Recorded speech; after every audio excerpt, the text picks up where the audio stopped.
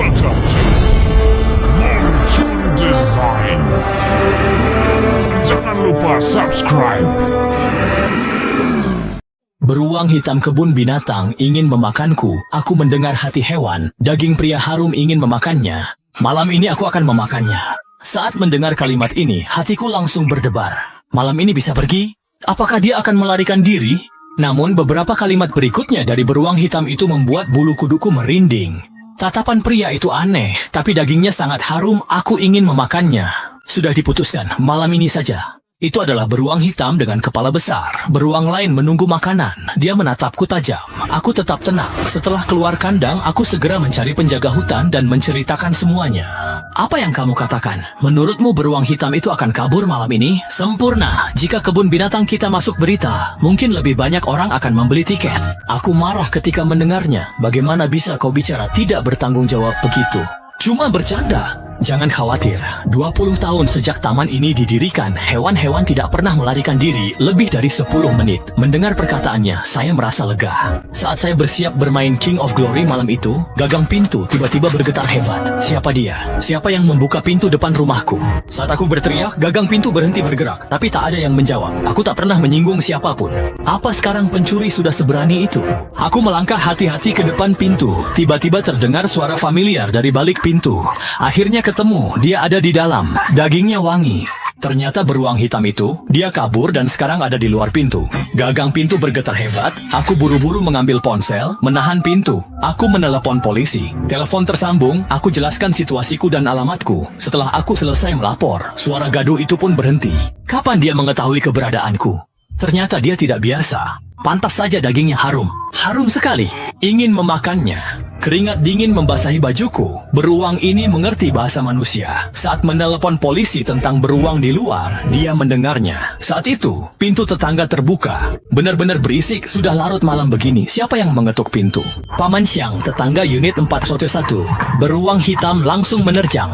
Tak lama, suara pertengkaran Paman Xiang menggema. Aku buru-buru menempel ke pintu, mengintip, dan benar saja, pintu unit 411 terbuka. Dari dalam unit 401 terdengar suara benturan. Paman Xiang tak sempat menutup pintu. Beruang hitam menerobos masuk ke unit 401. Tidak bagus. Paman Xiang masih ada anak bungsunya 6 tahun. Beruang hitam mengincarku. Jika tetangga celaka karenaku, aku akan menyesal seumur hidup. Setelah ragu, aku membuka pintu sedikit. Hei, beruang hitam, aku di sini. Aku mengetuk pintu keras-keras, menarik perhatian beruang hitam. Selama beruang hitam muncul, aku bisa menutup pintu dengan cepat. Dari dalam kamar 401 terdengar gaduh, lalu tiba-tiba menjadi sunyi. Paman Xiang, apa semuanya baik-baik saja? Tidak ada jawaban dari kamar 401. Aku cemas, tak tahu harus berbuat apa. Ragu sejenak, aku tetap melangkah keluar, menjulurkan kepala melihat kamar 401. Saat itu, sebuah sosok tiba-tiba muncul di tikungan lorong. Itu Paman Xiang. Paman Xiang, Anda tidak apa-apa. Bagaimana dengan beruang hitam itu? Paman Xiang datang ke pintu, berkeringat deras terengah-engah. Dongxian, ada apa kamu mencariku? Paman Xiang, barusan beruang hitam itu masuk ke rumah Anda, kan? Namun Paman Xiang malah melangkah menutupi pandanganku. Beruang hitam apa? Di mana ada beruang hitam? Saya tidak melihatnya. Tadi aku melihat beruang hitam menerobos ke rumah Anda. Salah lihat? Pasti kamu salah lihat. Tadi di rumahku cuma sedang membasmi tikus. Sudah larut, kamu juga sebaiknya cepat kembali tidur. Dia menatapku kesal, lalu masuk dan menutup pintu. Aku berdiri di depan pintu 401, membasmi tikus.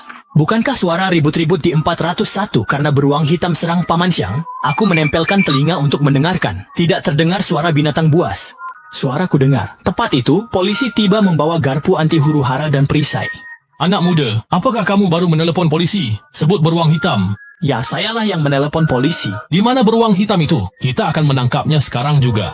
Itu ada di kamar 401. Setelah mendengar ucapanku, polisi mengetuk pintu kamar 401. Mereka mengetuk beberapa menit, Paman Xiang membuka pintu. Ada apa? Saya baru saja tertidur. Halo, anak muda dari kamar 402 bilang ada beruang hitam masuk ke rumah Anda. Apakah benar begitu? Kami datang untuk menangani masalah ini. Beruang hitam masuk rumah saya. Kenapa saya tidak tahu? Anak muda, apa kamu kebanyakan nonton film Amerika? Hal aneh seperti ini juga bisa kamu pikirkan. Bolehkan kami masuk untuk memeriksa? Boleh saja, tapi anak saya sedang tidur, jadi tolong pelan-pelan saja. Dua polisi masuk ke kamar 401. Begitu pintu dibuka, langsung tercium bau amis ikan dari kamar 401. Beberapa menit kemudian mereka keluar kamar. Maaf sudah mengganggu, terima kasih atas kerjasamanya. Tidak apa-apa, bekerja sama dengan polisi adalah kewajiban kami. Paman Xiang menutup pintu dengan kesal. Sekarang aku bingung, aku melihat beruang hitam itu. Adik kecil, kami sudah menggeledah, tidak menemukan beruang hitam seperti yang kamu katakan. Barusan kami juga menghubungi semua kebun binatang di kota. Mereka semua bilang tidak ada beruang hitam yang kabur. Adik kecil, lain kali tolong lebih hati-hati saat melapor. Jangan asal menebak dan menganggap khayalan sebagai kenyataan. Polisi meninggalkan satu kalimat lalu pergi. Aku menutup pintu, tapi tak paham. Paman Xiang, polisi dan kebun binatang bilang tak ada beruang hitam kabur. Lalu, apa yang terjadi dengan beruang hitam di depan pintu tadi?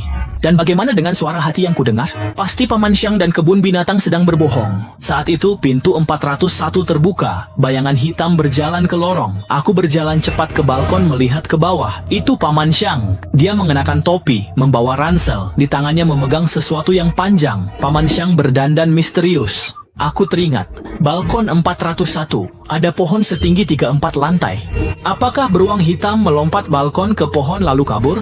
Ini menjelaskan mengapa polisi tak menemukan beruang hitam di 401. Bagaimana Paman Xiang mengusir beruang? Sekarang Paman Xiang turun, apa dia mau mencari beruang? Dia bohongi polisi, bilang tidak melihat beruang karena tidak ingin beruang ditangkap ke kebun binatang. Apa dia ingin menangkap beruang sendiri? Ini keterlaluan. Aku mengeluarkan ponsel ingin melapor polisi, tapi apakah polisi akan percaya dan datang? Larut malam, aku berbaring gelisah, mendengar suara berderit dari arah balkon. Jangan-jangan beruang hitam itu mencoba memanjat balkon rumahku.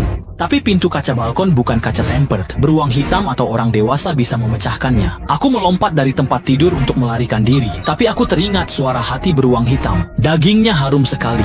Jelas dia menemukan aku lewat bau. Lari keluar sama saja menyerahkan diri. 1 detik kemudian, aku membuat keputusan yang berlawanan. Aku membuka pintu, kembali, mengambil obat nyamuk semprot, menyemprotkannya sekuat tenaga di ruang tamu. Karena beruang hitam menemukan aku lewat bau, aku coba tutupi bau tubuhku. Setelah itu, aku bersembunyi di lemari. Tiba-tiba kaca pintu balkon pecah. Beruang hitam masuk rumah. Memanfaatkan suara beruang menabrak pintu, aku segera menelepon polisi tentang beruang di rumah dan menghubungi pemadam kebakaran tentang ular, meminta mereka datang menangkapnya. Terdengar suara keras, pintu kamar tidur didobrak, aku segera menutup telepon. Detik berikutnya, beruang hitam masuk dan muncul di luar celah pintu lemari persembunyianku.